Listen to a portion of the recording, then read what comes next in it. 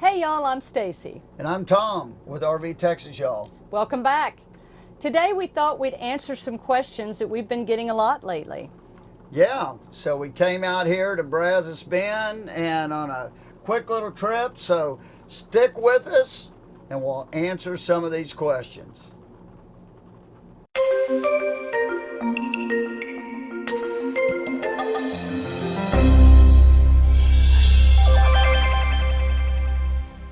Okay, so first of all, before we get into the questions, I just want to say this is the first time that we have filmed a video, edited the video, and uploaded the video from a park or a remote location from our motorhome. As long as it works. We'll see. If you're seeing this video, it worked. And if not, well, you will still see this video, but maybe not when we expected you to see this video. So. Yeah. It's part of our experiment in our journey into full-time RV living. We got to figure out how to do these things, so that's part of what this trip is about. Yep. So, into the questions. People ask us all the time what our favorite state parks are. Yeah, but you know, I don't like to say what my favorite is because I love the state parks, but I have maybe some that stick out. But I don't really have a favorite myself. I mean, there's so many good things about different state parks here in Texas anyway. And we've been in other states too. We've stayed in state parks in Arkansas and Mississippi and Iowa. And they were all wonderful. Great. Yeah. Had great experiences in every single one of them. Yeah. And we've had good experiences at all the Texas state parks that we've been to so far. Yeah. Some are big, some are small, some are way off the road, some are right on the highways. Like we said, some of them are right next to a community, a town, or a city. Some have a lot of amenities. Some are just for relaxation. Right, but we'll talk about a few that stick out for us. Sure. And I'll start it. One that sticks out for me is Caprock Canyons State Park, and it is. I mean, in Texas, there's nothing else like it because the Texas bison herd runs throughout the campground and the park.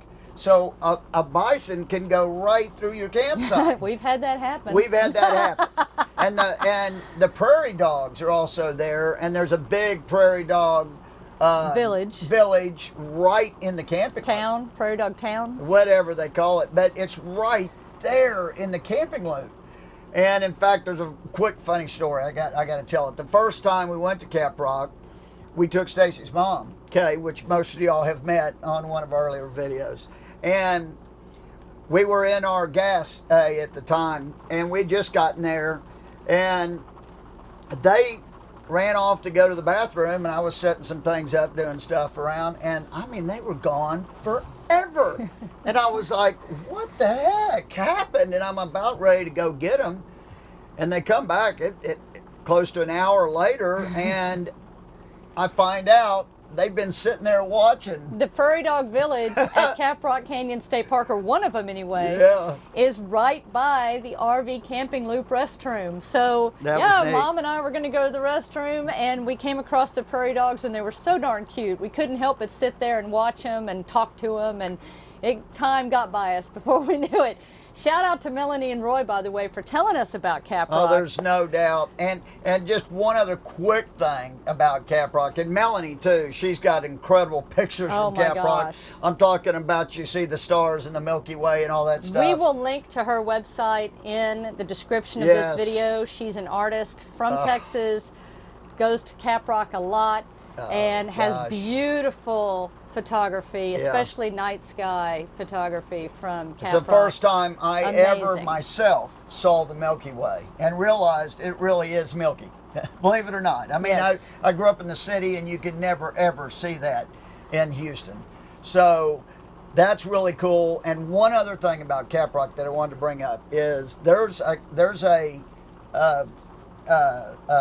trail head right there at the camping loop. That's a 3-mile trail into the canyons, and it is one of the most unbelievable hikes that I've ever done in my life. And it's 3 miles in, and then of course 3 miles out, and you have to do the 3 miles, not 2.6, not 2.7, 3 miles, because when you hit 3 miles, you know what I'm talking about.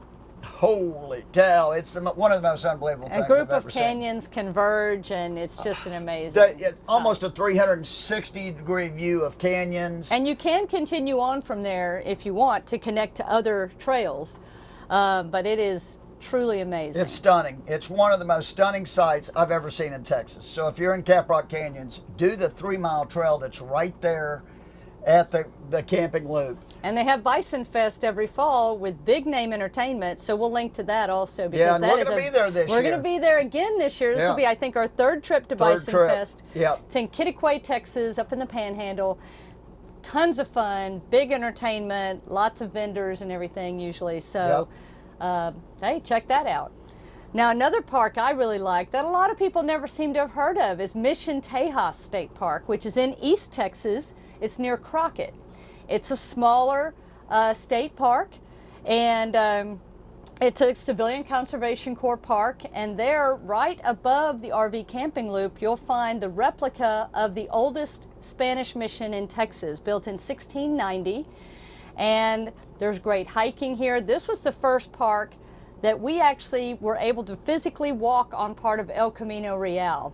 Well, and it not was only amazing. that, they had just opened it because the state had just gotten it from the people who owned it. Yes. And the state parks literally opened that like the day before we walked on it. So we were one of the first. And this was several years ago. Yeah, but yes. we were one of the first to walk on it, and it just said, and it does now. It just chills down my spine. And if you don't know what El Camino Real is, we'll link to something for that too, so you can find out. It was basically a highway used back in the day for people to traverse across Texas. And when Stacy says highway, that's a crude term, basically. It was a trail. Yes, they a dirt trail. And with their wagons, and you can feel. It's one of those places you can feel the history as you're walking, in the footsteps of history, basically. Because they have these high berms on each side, and they were created because when they'd get stuck in the mud, they'd have to dig it out and throw the dirt to the side. Yeah. So the sides got real high,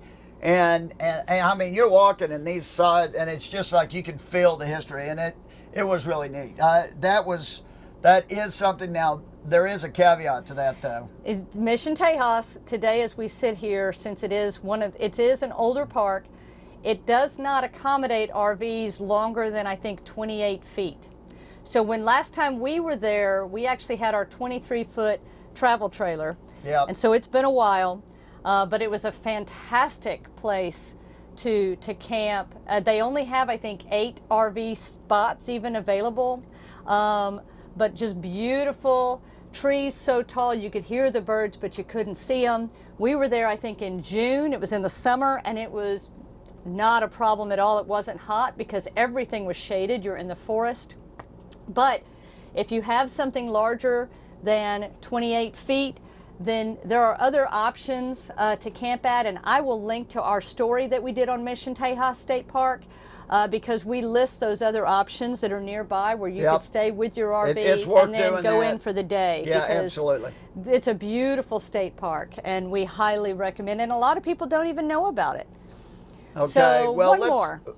Yeah, well, 2 more real quick, because I know more. there's one that you definitely want to talk, but I also got to say Garner State Park, which not 1, not 2, not 5, not 10, not 20 people, more than that, told us you've got to go to Garner State Park. Everywhere they were telling us, go to Garner, go to Garner. And finally, we got to Garner. We knew exactly what they were all talking about. And this is in the hill country. Yes, and it's got an awesome hike to the top of Old Baldy, which is not easy. It's a pretty difficult hike, but it's a wonderful hike. And you can see everywhere once you get to the top of it. But the history there is unbelievable. So many people, when we were there that we talked to, had been going there for 50 years. Yeah, generations with their families every year. That's where they have a dance. Dance on the weekends. Yeah, and people know about it all over that They area. have putt-putt golf. They have the river that you can swim in and Talking kayak about amenities, that is a park with a lot. And we have a full video amenities. on that one also. Yes. We have a video on Caprock. We have a video on Garner, so check those out. We'll link to those in case you're interested. Very worth to check out. But you got to book that one way in advance unless you're going during the off season. Yeah. Because during the summer, it books up almost as far out as it It's can. probably the most popular state park in Texas. I've heard that. I think it is. So you've got one more. Okay, one more. And we could go on forever on Yeah, this we topic. could. Y'all know. But Goliad State Park down in South Texas, I think is another one that a lot of people don't even realize is down there. And I tell you, this is one that even as we're sitting here, I'm getting chills just thinking about it, because we've been down there now a few times and we hope to go back soon. It is another CCC park, another Civilian Conservation Corps park with a ton of history. And we have a video on it. I don't know that it's one of our better videos. I haven't watched it in a while, but it was an early video for us. So we'll probably do another one on it in the future. Yeah. But just so much history down there. Full hookup, pull-through sites that can accommodate any size RV right at the front of the park. You've got a Mission right there that has been restored by the Civilian Conservation Corps with a full museum inside. Just down the road, you have Presidio La Bahia, which is the oldest fort west of the Mississippi River. You could walk to that or ride your bike or just like a half a mile away. And that's totally been restored, and it's unbelievable. They still hold Catholic Mass there. It's incredible. We have a video on that too, so yeah, I'll link to. And it is, that place you can feel the history too, and that has a lot of significance in history to Texas. So if you're interested in Texas history at all, you have to go to Goliad. And another thing we love about Goliad State Park is it is literally right outside the city limits of Goliad, of the city of Goliad. So they do a big fair there, like a craft fair I think a market once a month, right in the town square, which is a short, very short, easy drive from the state park. They do a big Christmas thing, I think first weekend in December. So check out Goliad State Park. Love it. Very worth it. And at Christmas time, they also have a special program at the Mission inside the park. We got to do it last Christmas. It's been a few Christmases ago, but again, I'm getting old. But the reason why it seems like it was last Christmas to me is because the place is truly awesome. And that was in our Goliad video. Yeah, it was like I was there yesterday, really. Yeah. I mean, it was really neat. Just an incredible place. Yeah, so that's just a few, but there's a bunch more, and we're going to be highlighting a bunch more too. Right. So I think another thing we get asked is actually about these seat covers. Yeah, and we do. This is a question because the last time we did a video or a couple videos in the RV here, we have these video covers, and we didn't know for seat covers, video covers, seat covers, and they're very comfortable. It's they're great. Soft. They protect the chairs when Star sits in them all the time. She loves them. So what you have? So I looked it up, and see, these came with the RV when we bought. This is a pre-owned RV. They were already on the seats, and I actually have my phone here because we were able to find a maker's tag. And we want to share that with you guys. And a lot of people have asked us about this because I think they're interested for their rigs. The tag says it is an Aegeus cover, and the website is aegiscover.com. I'll link to that in the description also. And I went to their website. It looks like this is one of the primary things they do is to make seat covers. So yeah, check them out. We really like them. They are very comfortable and no complaints at all. And we really feel like they do a good job of protecting our seats, especially with Star climbing on. I think they're worthy of putting on there, and if you have animals, it'll definitely help protect it. Right. So one more thing that we get asked about a lot is how did RV Texas y'all come to be? And well, we both grew up with some RVing experience. Tom traveled in a truck camper with his family in Alaska when he was growing up. Yeah, it's a memory I'll never ever forget. That's the only RVing my family did, but it's a memory I'll never forget. That's a big one. That's a big one. Yeah. And as for me, we were tent campers, and then When I was probably about 12, some of my family started getting RVs. My parents jumped in on board when I was in high school, and we never looked back. And so it was always a lot of fun. So we both had the RVing bug before we ever met.